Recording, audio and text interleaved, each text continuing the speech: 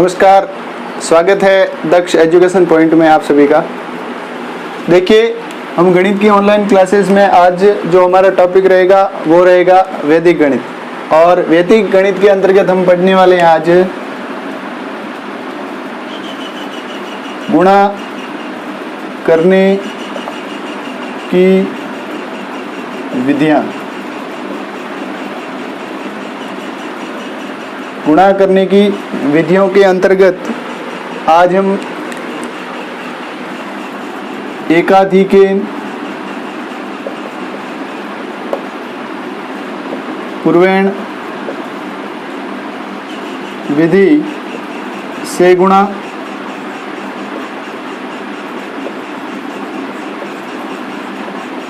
एक न्यूनैन पूर्वेण विधि से गुणा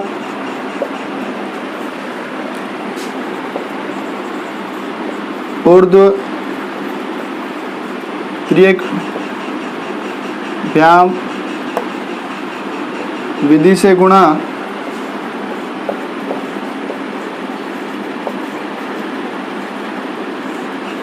निखिलम या इसे कहते हैं आधार उपाधार विधि से गुणा करना। ये चार विधियां हैं जो वैदिक गणित के अंदर गुणा करने की, जो गुणा को बहुत ही कम सेकंड के अंदर अपना हल है वो प्राप्त कर सकते हैं। हम गुणा करके बहुत जल्दी गुणा कर सकते हैं इन विधियों से। जो भी शॉर्ट ट्रिक जिसमें कहा जाता है गणित में शॉर्ट ट्रिक से ऐसा हो जाता है गुणा, वो सभी शॉर्ट ट्रिकें क्या है, वैदिक गणित है। वहाँ पे जब भी शॉर्ट ट्रिक पढ़ाई जाती है वहाँ पे इस विधियों का नाम नहीं लिखा जाता है, केवल आपको डायरेक्ट दिखा दी जाती है कि ये एक शॉर्ट ट्रिक है। देखिए, तो ये शॉर्ट ट्रिक है, यहाँ से ही है सभी। तो ये वैदिक गणित में गुणा करने की जो चार विधियाँ हैं, एकाधिकेन पूर्वेण विधि और एक न्यूनैन पूर्वेण विधि, ऊर्ध्व त्रियक व्याम विधि और निखिलम आधार उपाधार विधि। इन चारों विधियों को हम एक एक करके विस्तृत रूप से उदाहरण लेते हुए हम समझने का प्रयास करते हैं। तो देखिए, सबसे पहले हम शुरू करते हैं एकाधिकेन पूर्वेण विधि से गुणा।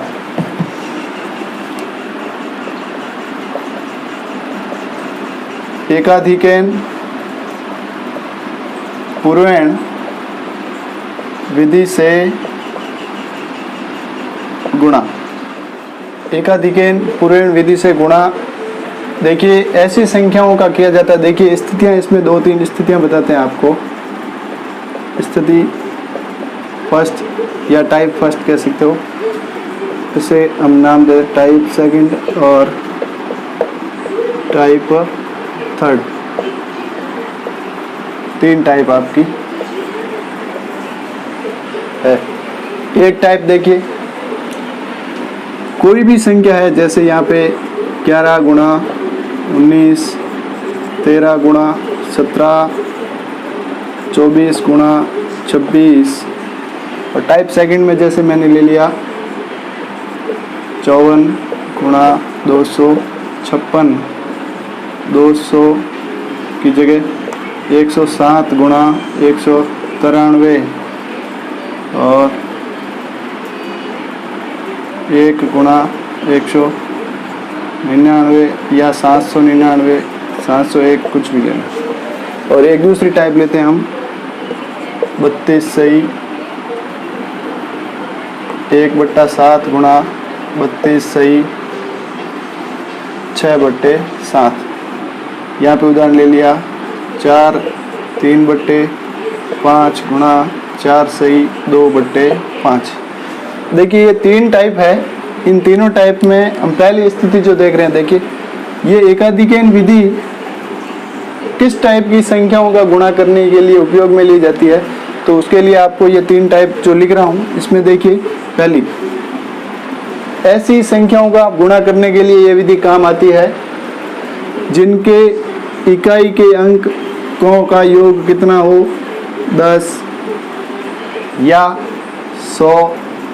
इकाई और दहाई दोनों अंकों को मिला के कितना हो रहा है यहाँ पे, इकाई और दहाई दोनों अंकों को मिला के योग कितना हो रहा है, 100। इसमें कितना हो रहा है 10। और इसमें देखिए जो भिन्नों का योग है वो कितना हो रहा है 1। तो यहाँ पे 3 टाइप, देखिए तीनों टाइप से आपके दिमाग में ये बैठ रहा होगा या फिर आपके दिमाग में ये सवाल आ रहा होगा कि इनमें क्या अंतर क्या है। तो देखिए इसे बीज अपने वैदिक गणित में इसे कहते हैं चरम अंक। चरम अंक, इकाई का अंक जो होता है उसे कहा जाता है चरम अंक। यदि किसी संख्या के चरम अंकों का योग 10 हो या इकाई और दाई दोनों अंकों का योग कितना हो, दोनों संख्याओं का उदाहरण जब लेंगे तो इसको बहुत ही ज़्यादा अच्छे तरीके से आप समझ सकते हो। तो देखिए यहाँ पे हम 1 और 9 का योग कितना हो रहा है 10, और चरम अंक के अलावा जो भी अंक बच रहा है उसे हम कहते हैं निखिलम अंक। क्या कहेंगे, निखिलम अंक।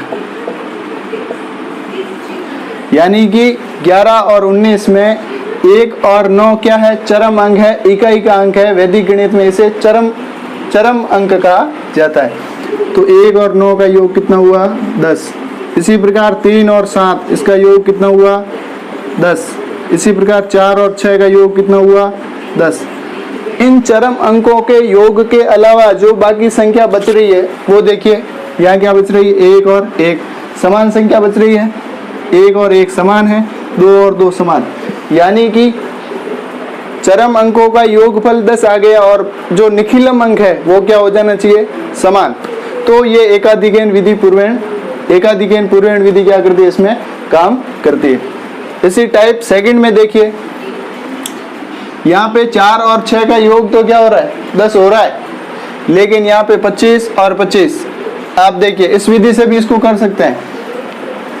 अब देखिए 54 और 56 दोनों का योग कितना हो रहा है 100। 6 संख्या हो रहा है, समान है। और इस प्रश्न को इस विधि से भी किया जा सकता है क्योंकि 4 और 6 दोनों का योग कितना हो रहा है 10, और 25 और 25 समान संख्या है, तो इस विधि से भी हो सकता है। अब देखिए 7 और 93 जो इकाई और दहाई दोनों संख्या हैं जिनके इकाई और दहाई, इसका भी इकाई और दहाई, दोनों अंकों को जब हम जोड़ रहे हैं देखिए 0, 7 और 93 को, तो कितना प्राप्त हो रहा है हमें 100। इसमें भी 0, 1 और 99 कितना प्राप्त हो रहा है 100। इसी प्रकार आपको आधार 10, 100, 1000, 10,000 प्राप्त हो सकता है। जो 10,000, 1000, 100, 10 जिन संख्याओं का योग हो रहा है उनके अलावा जो संख्या बच रही है निखिलम अंक, वो परस्पर क्या हो जानी चाहिए, समान। तो उस स्थिति में हमारी ये विधि काम आएगी। अब इसमें क्या हो रहा है देखिए, इसमें जो भिन्न रूप दे रखा है वो क्या दे रखा है आपका, उसका योगफल कितना आ रहा है 1, और पूर्णांक जो है वो क्या हो जाना चाहिए आपका, समान होना चाहिए। तो ये विधि काम करती है। अब देखिए इसको हम सॉल्व कैसे करेंगे। जैसे इस विधि के फर्स्ट टाइप में देखिए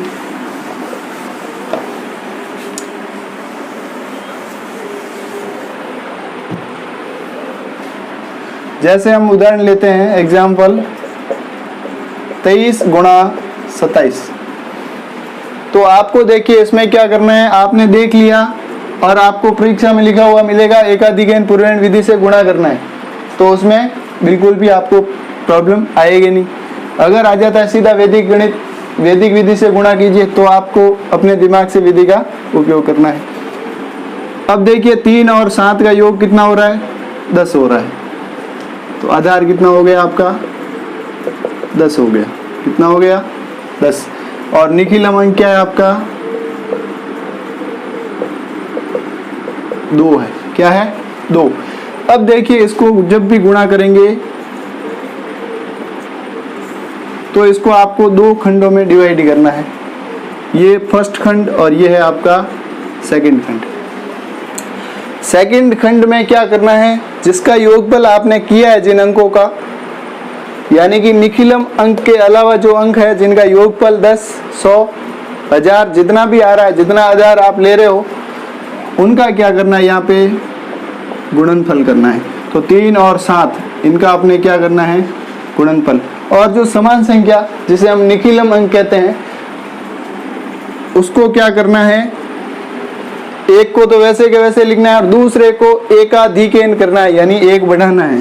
तो 2 के ऊपर हम क्या लगा देंगे, पॉइंट लगा देंगे। अब देखिए ये कितना हो गया, 2 गुणा 3, और ये कितना हो गया 21, ये हो गया 6 और ये हो गया 21। अब देखिए बात यहाँ आती है कि अब यहाँ से 1 लिखा जाएगा कि पूरा 21 लिखा जाएगा। तो ये डिपेंड करेगा आधार पे। आधार पे कितने शून्य हैं,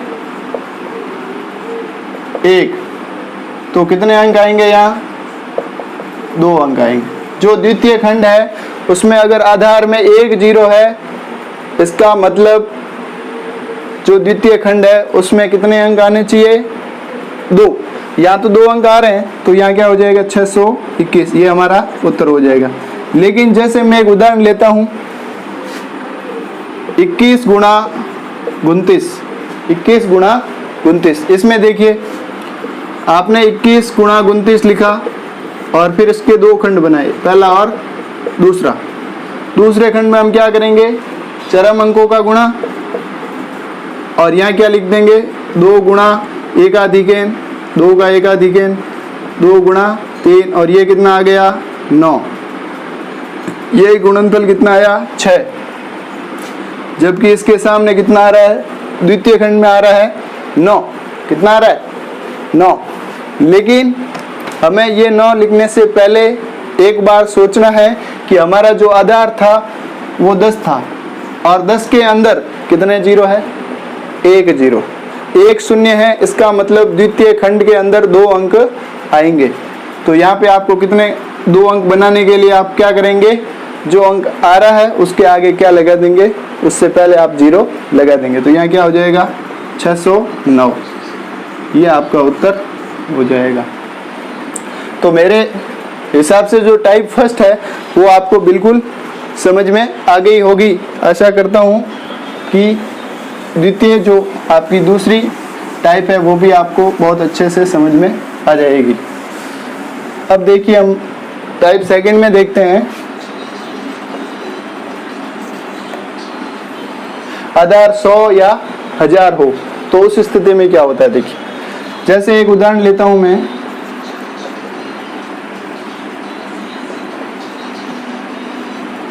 $251 गुणा 249, 251 गुणा 249। यहाँ पे हमने देखा 1 और 9 का योग कितना हो रहा है, 10 हो रहा है, लेकिन 25 और 24 एक समान नहीं है।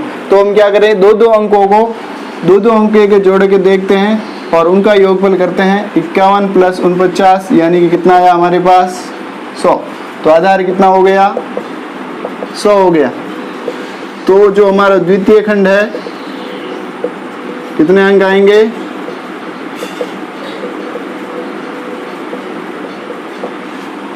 तो द्वितीय खंड में कितने अंक आएंगे 4, क्योंकि यहाँ पे कितने शून्य हैं 2, तो 2 के डबल कितने हो गए 4। तो यहाँ पे देखिए प्रथम खंड और द्वितीय खंड। द्वितीय खंड में क्या करते हैं हम, जो संख्या है उसका क्या कर लिया गुणा, और फर्स्ट भाग में जो निखिलम अंक है उसका क्या कर दिया एकाधिकेन। 51 और 49 का क्या करेंगे हम गुणा करेंगे। 9 का 1 से किया तो 9, 9 का 5 से किया तो 45, 4 का 1 से 4 और 4 का 5 से किया तो क्या आया 20। 9 9 4 और 2 कितना आया 2499। 6 और ये कितना आया 2499, ये आपका उत्तर।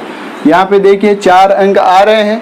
अगर यहाँ पे गुणा करने पे बाई चांस अगर आपके 3 अंक आते हैं तो आप उस स्थिति में क्या करेंगे, एक बार सोचेंगे कि आपका आधार है उसमें कितने अंक है। आधार के अंदर जो शून्य है 0 है वो कितने हैं 2 है। तो यानी कि द्वितीय खंड में आपको 4 अंक लाने जरूरी है। तो यहाँ पे 4 अंक बिल्कुल आ रहे हैं तो कोई प्रॉब्लम नहीं है। अगर 3 अंक आ रहे हैं तो इन 3 अंकों से पहले आप क्या कर देंगे एक शून्य लगा देंगे, तो बिल्कुल आपका राइट हो जाएगा। तो ये बिल्कुल आसान विधि है। अब देखिए अगर आधार 1000 हो तो भी वही प्रोसेस है, और 10,000 हो तो भी वही प्रोसेस। और अब देखिए जैसे 31 2/5 गुणा 31 सही 3/5। तो इस स्थिति में क्या होता है, देखिए खंड 1 और खंड 2, यहाँ पे भिन्नों का योग कितना हो रहा है, भिन्नों का योग आपके हो रहा है 1, भिन्नों का योग 1 हो रहा है, यानी कि जो भिन्न आएगी गुणा करने से वही आपको लिखनी है। 2 यहाँ हो गया भिन्नों का गुणा, और यहाँ हो गया 31 गुणा 31 का क्या करना है, एक आदि के 31 गुणा 32, ये गुणनफल हो गया कितना हो गया 6/25। अब 32 और 31 से हम क्या कर लेते हैं, गुणा कर लेते हैं, 6 और 9 क्या आ गया 992 और 6/25। अब ये हो गया 992 सहित 6/25, ये आपका आंसर रहेगा। तो मेरे हिसाब से एकाधिकन विधि में आपको कोई प्रॉब्लम नहीं होनी चाहिए। अब आपके लिए मैं एक सवाल यहाँ पे दे रहा हूँ, 3 सवाल, जिसके उत्तर आपको कमेंट करने। तो एक आपके लिए रहेगा प्रश्न 17 गुणा 13, और दूसरा आपके लिए प्रश्न रहेगा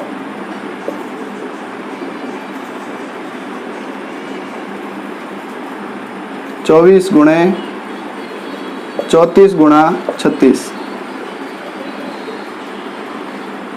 और तीसरा प्रश्न आपके लिए रहेगा वो रहेगा 21 गुणा 29। ये आपको तीनों प्रश्न करने हैं, और इसके उत्तर आपको पहले का उत्तर ए, बी और सी, और यहाँ आपके उत्तर लिख के कमेंट आपको करना है। उसके बाद देखिए दूसरी जो विधि है हमारी, जिसका नाम है एक न्यूनन पूर्वेण विधि, एक न्यूनन पूर्वेण विधि। अब देखिए एग्जाम का समय बहुत नज़दीक है, तो उसको ध्यान में रखते हुए हम थोड़ा सा स्पीडली लेंगे, लेकिन लेंगे बिल्कुल 0 लेवल से, तो आपको बिल्कुल घबराने की आवश्यकता नहीं है। तो यहाँ पे देखिए, जैसे एक न्यूनन पूर्वेण विधि कौन सी संख्याओं को गुणा करने के लिए काम आती है, तो आपके दिमाग में सीधा आना चाहिए कि ऐसी 2 संख्याओं का गुणा हो रहा है जिसमें एक संख्या के सारे अंक, सभी अंक क्या होने चाहिए, 9 होने चाहिए, 9। जैसे कि 237 गुणा 999 एग्जाम्पल। तो ये एक न्यूनन विधि से गुणा इसमें आसानी से हो जाएगा। जैसे यहाँ 23 गुणा 999 है, तो भी प्रॉब्लम नहीं है। और यदि अब देखिए इसको सॉल्व करते हैं। इसमें भी आपको क्या करना है, 2 खंड बनाने, प्रथम खंड और द्वितीय खंड, एक न्यूनन और एक अधिकन। दोनों विधियों में आपको क्या करना है, जब भी गुणा करना हो आपको 2 खंड बनाने अति आवश्यक है। अब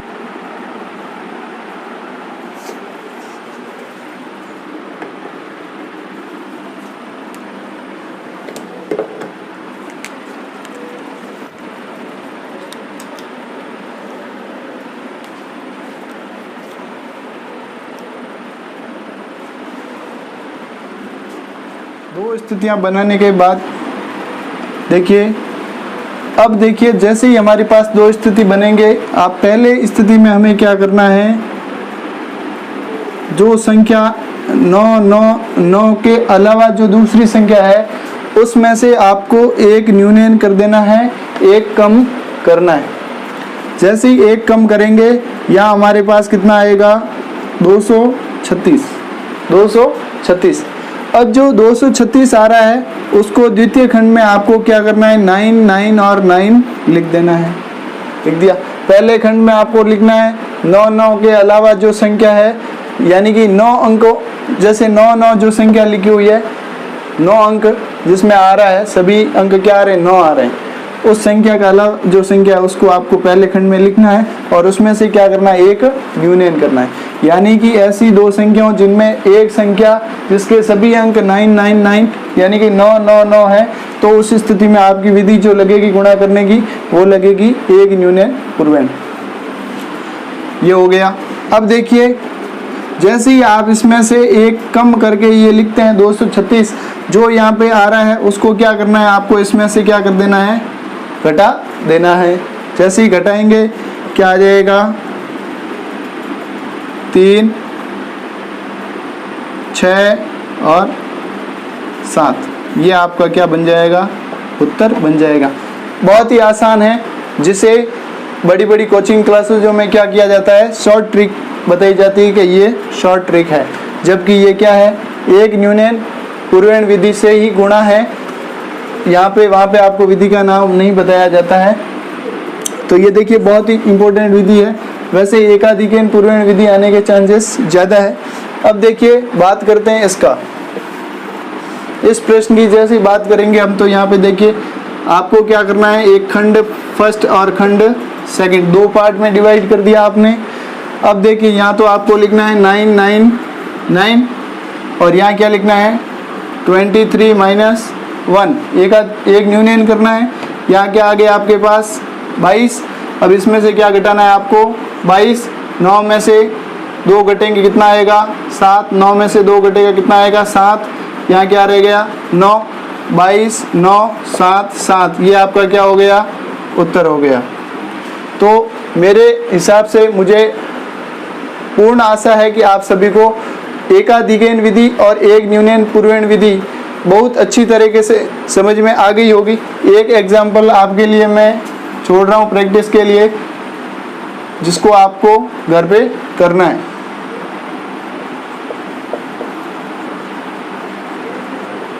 एक 137 गुणा 9999, ये आपके अभ्यास के लिए है। तो देखिए ये दो विधियां हमने पढ़ ली। अगली विधि हम पढ़ेंगे, दो विधियां ऊर्ध्व तिर्यक व्यायाम विधि और निखिलम विधि, जिसे हम कहते हैं आधार उपाधार विधि। इन दोनों विधियों को हम क्या करेंगे, अगली क्लास में पढ़ेंगे। और आप इस वीडियो को ज़्यादा से ज़्यादा शेयर करें ताकि ज़्यादा से ज़्यादा बच्चे इस क्लास का फ़ायदा उठा सके। धन्यवाद। Thank you for watching.